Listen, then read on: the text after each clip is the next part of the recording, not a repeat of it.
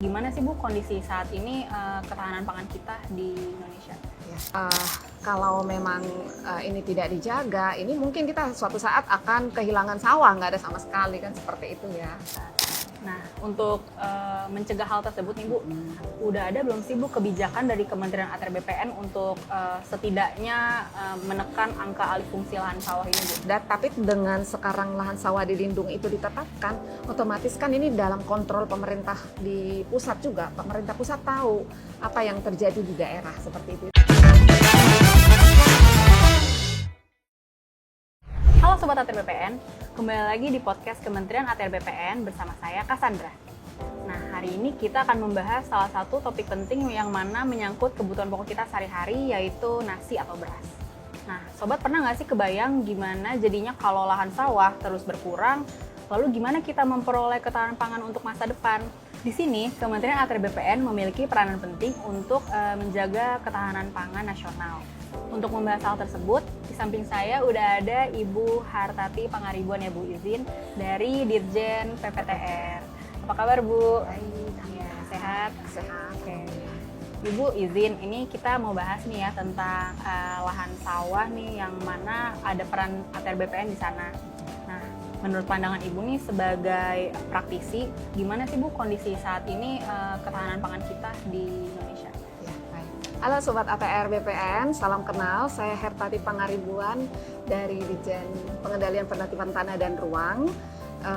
Kondisi ketahanan pangan nasional pada saat ini, kalau kita mengikuti dari pernyataan pemerintah kan saat ini kita lagi swasembada ya Mbak ya.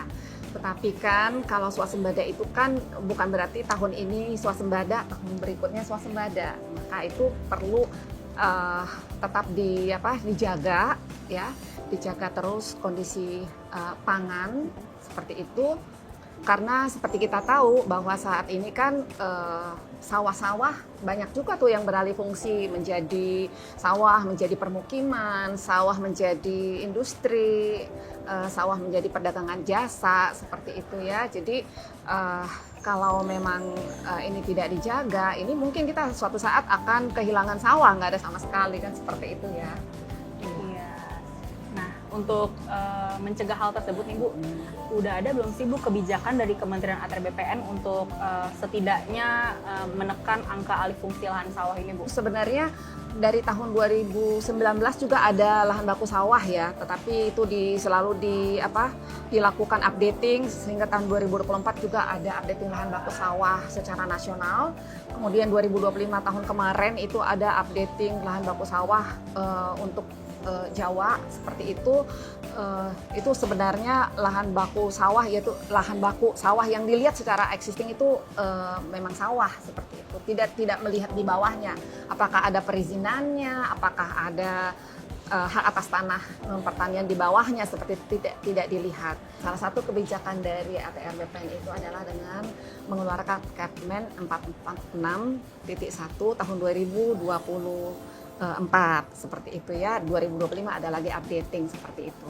Dan perannya ATR BPN juga kan dalam pengendalian alih fungsi lahan sawah, Mbak Sandra, ada Perpres 59 tahun 2019. Ini sebenarnya kementerian-kementerian di kementerian lembaga di pusat seperti itu, tidak BPN sendiri, tidak ATR BPN sendiri, tapi adalah lingkup kementerian pusat, yaitu tentang pengendalian alih fungsi lahan sawah yang tahun 2026 kemarin dilakukan revisi Perpres 59 itu menjadi Perpres 4 tahun 2026 seperti itu. Nah, di sini ATR BPN berperan sebagai ketua harian pengendalian alih fungsi lahan sawah. Oh ya Bu, kita kan juga sering dengar nih ada istilah LP2B, LSD, LSB. Nah, itu tuh apa sih Bu sebenarnya? LP2B atau lahan pertanian pangan berkelanjutan adalah bidang lahan pertanian yang ditetapkan untuk dilindungi dan dikembangkan secara konsisten guna menghasilkan kemandirian pangan, seperti itu, kedaulatan dan ketahanan pangan nasional. Sementara lahan sawah dilindungi atau LSD itu adalah lahan sawah yang ditetapkan oleh menteri di bidang agraria, menteri kita ya, seperti itu ya, yang setelah melewati proses sinkronisasi oleh kementerian lembaga seperti itu. Nah, tadi bukan LSD ya, LBS lahan baku sawah juga ditetapkan oleh Menteri di bidang urusan agraria, Menteri kita juga. Tetapi kan dia melihat lahan baku sawah, masih baku sawah gitu. Yang dilihat dia sawah, dilihat dia sawah, belum melihat di bawahnya seperti apa, itulah LBS. Oke Bu. Nah, terus kan sempat dengar juga nih pemerintah menetapkan adanya 87% itu LBS itu menjadi LP2B atau LSD ya Bu. Nah, itu kenapa sih Bu penetapannya di angka 87%? Oke. Sebenarnya bergerak dari astacita dari presiden kita ya, astacita yang kedua dalam rangka memantapkan sistem pertahanan keamanan negara dan mendorong kemandirian bangsa melalui swasembada pangan, energi, air, ekonomi kreatif, ekonomi hijau, ekonomi biru, seperti itu. Jadi ditetapkan di Perpres nomor 12 tahun 2025 RPJMN 2025 sampai 2029. Nah, di situ disebutkan ada 87% dari LBS menjadi LP2B. Itu sih. Jadi dari RPJMN dari Perpres 12 tahun 2025 sebenarnya. Nah Bu, gimana sih Bu prosedurnya nih Bu? Mungkin prosedur singkatnya biar kita kebayang gimana sih penetapannya LSD ini? Proses penetapan LSD ini sebenarnya dalam perjalanan yang tidak pendek ya, tidak singkat seperti itu. Jadi pertama sekali itu kita baseline-nya itu adalah LBS. Tadi kan kita udah bahas tentang LBS itu ya, yang ditetapkan oleh Menteri Agraria juga. Dilihat, diambil data LBS, kemudian kita melakukan klarifikasi ke pemerintah daerah. Seperti itu, mana nih yang jadi faktor-faktor pengurang atau misalnya hak atas tanah non pertanian yang ada di bawahnya, kemudian perizinan, kemudian kondisi existing non sawah, seperti itu kita ambil dokumen tersebut dari pemerintah daerah mestinya seperti itu.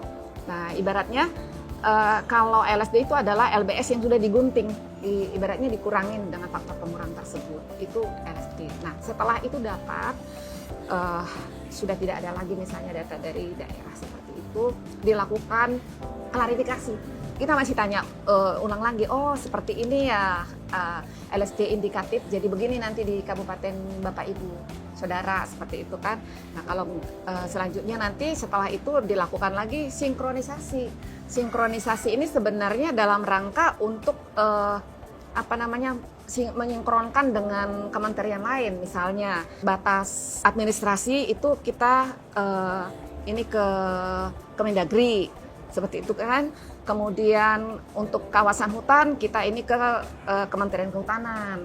Kalau misalnya terkait irigasi ke PU, terkait cetak sawah ke Kementan. Seperti jadi terlibat kementerian lembaga ini semuanya berperan. Termasuk nanti BIG melakukan QC untuk peta LSD tersebut.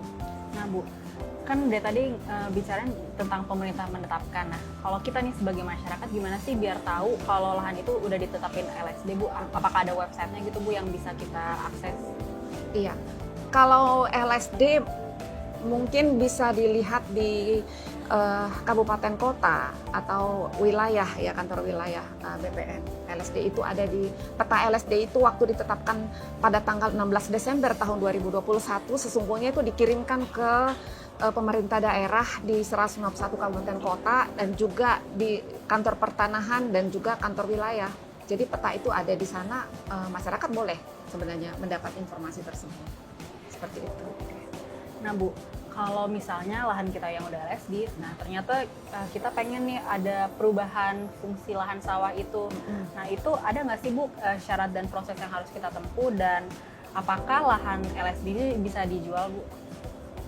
Oke, pertama satu dulu ya, karena kan pertama itu kalau misalnya persyaratan melakukan perubahan penggunaan pemanfaatan tanah seperti itu berarti ya, kalau saya tangkap ya Mbak Sandra ya.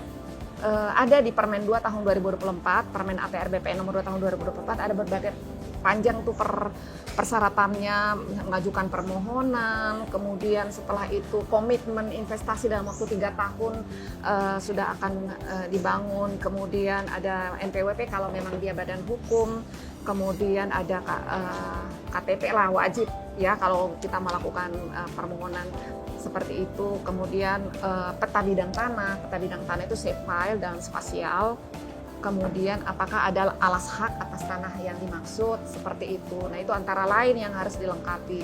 Tapi kan saat ini kan sedang moratorium ya, Mbak Sandra ya, jadi kan moratorium ini mungkin dalam pemenuhan ke 87% ini sebenarnya, jadi belum bisa dilakukan seperti itu. Kemudian tadi ada pertanyaan keduanya, Pak. Tadi kalau untuk LSD ini Bu, bisa nggak sih Bu kita jual atau diwariskan gitu lahannya? Oke, untuk lahan sawah dilindungi ini kan sebenarnya misalnya saya punya lahan bahwa dia statusnya lahan sawah dilindungi seperti itu, ya bisa aja dijual, tetapi kan perubahan penggunaan tanahnya kan tidak bisa berarti sembarangan juga ya. Kemudian apalagi diwariskan. Bisa banget diwariskan kepada keturunannya ya? Bisa. Jadi hanya sebenarnya status aja sebenarnya lahan sawah dilindungi dia sawah seperti itu. Ada nggak sih Bu risiko jika kita merubah penggunaan fungsi lahan ini Bu yang tanpa prosedur yang tepat itu?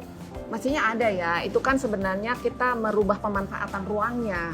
Jadi nanti ini lebih ke ranah ke penertiban ruang, bukan di kami ini ya, tapi secara tata ruang perubahan penggunaan pemanfaatan ruang pasti ada. Mungkin sanksi administrasi atau apa saya kurang mendalami, tetapi ada itu di direktorat yang pemanfaatan ruang atau penertiban seperti itu. Nah Bu, kan dari tadi kita udah ngebahas gimana pemerintah menetapkannya, terus bagaimana masyarakat tahu lahannya sudah ditetapkan LSD atau belum. Nah, untuk dari yang sudah diterapkan nih Bu, gimana sih Bu sejauh ini progres penerapan kebijakan LSD ini yang ada di sejumlah daerah gitu Bu? Mungkin bisa sharing ke kita salah satu contohnya di daerah mana gitu Bu? Iya, penerapan kebijakan penetapan lahan sawah dilindungi ini sebenarnya baru di 8 provinsi ya, 151 kabupaten kota, yaitu Jawa, Bali, Nusa Tenggara Barat, dan Sumatera Barat. Jadi di 8 provinsi sebenarnya ini lumbung pangan seperti itu. Kalau kita lihat sih sebelum LSD ini ya, alih fungsi itu kan sangat marak. Ibaratnya pemerintah pusat tidak tahu apa yang terjadi di daerah. Seperti itu. Tapi dengan sekarang lahan sawah dilindungi itu ditetapkan, otomatis kan ini dalam kontrol pemerintah di pusat juga. Pemerintah pusat tahu apa yang terjadi di daerah seperti itu. Itu salah satu sebenarnya poin yang kita harus kita akui bahwa itu tidak loss seperti itu ya, seperti itu. Kalau kita lihat sih. Jadi penerapannya antara lainnya di situ di 8 provinsi menurut saya sih terkontrol seperti itu. Karena ada hal yang tidak bisa kita kontrol karena kita tidak pegang kan. Ini karena kita pegang, kita tahu barangnya, berarti kita bisa kontrol seperti itu. Itu sih kalau menurut saya. Jadi sebenarnya kebijakannya itu ya so far di tiap daerah tuh masih ongoing gitu Bu ya. Iya. Dan tapi ada juga kan Bu yang dari daerah itu menuju untuk LSD itu juga ada kan? Ada. Sekarang ini sebenarnya 12 provinsi yaitu Kalimantan dan Sumatera itu lagi proses penetapan LSD udah tahap sinkronisasi namanya, itu sebenarnya sudah tahap terakhir dari rangkaian dari penetapan lahan sawah dilindungi. Next-nya lagi adalah 17 provinsi. Jadi Indonesia Timur, Papua, Ambon, Maluku dan seterusnya NTT seperti itu juga akan ditetapkan. Kalau rencana sih tahun ini juga seperti itu. Nah tadi dari penjelasan Ibu kan sebenarnya tuh kita udah dapat insight nih Bu kalau sebenarnya pemerintah itu sudah menuju ke ketahanan pangan nasional yang mana menjaga lahan sawah agar tetap menjadi sawah ya Bu. Ya. Nah untuk kedepannya nih Bu, ada nggak sih Bu dari Kementerian ATR BPN kedepannya itu gimana sih Bu agar kebijakan ini terus ada gitu? Iya, baik. Seperti tadi itu ya rangkaiannya ada LBS, LSD, kemudian LP2B. LSD ini adalah bridging menuju ke LP2B, jembatan seperti itu. Apabila nanti LSD ini dikawal sampai terintegrasi dalam rencana tata ruang dari satu kabupaten kota, mestinya ini kan sudah aman gitu. Dia menjadi LP2B. Nah, LP2B ini kan kalau Undang-Undang 41 tahun 2009 dia bisa beralih fungsi hanya di 3, yaitu di PSN, kemudian di kebencanaan, kemudian kepentingan umum. Nah, seperti itu. Dan hanya di sini aja dia bisa beralih fungsi. Dan itu nanti kalau alih fungsi, sedangkan ini aja yang 3 ini saya sebutkan tadi itu beralih fungsi, itu juga tetap melakukan penggantian lahan kalau Undang-Undang 41. Jadi sebenarnya yang akan dilakukan ATR BPN adalah setelah LSD ini akan diintegrasikan ke dalam rencana tata ruang. Kalau dia terintegrasi masuk dalam rencana tata ruang, ibaratnya dia sudah dikawal, dia seperti itu, sudah dikurung lah di dalam situ, sehingga akan sulit dia beralih fungsi. Itu sebenarnya goalnya di situ. Menarik. Berarti semua ini sebenarnya saling terhubung ya Bu, dari segi tata ruangnya, terus gimana untuk kita punya cadangan ke depannya ketahanan pangan nasional gitu ya Bu. Iya.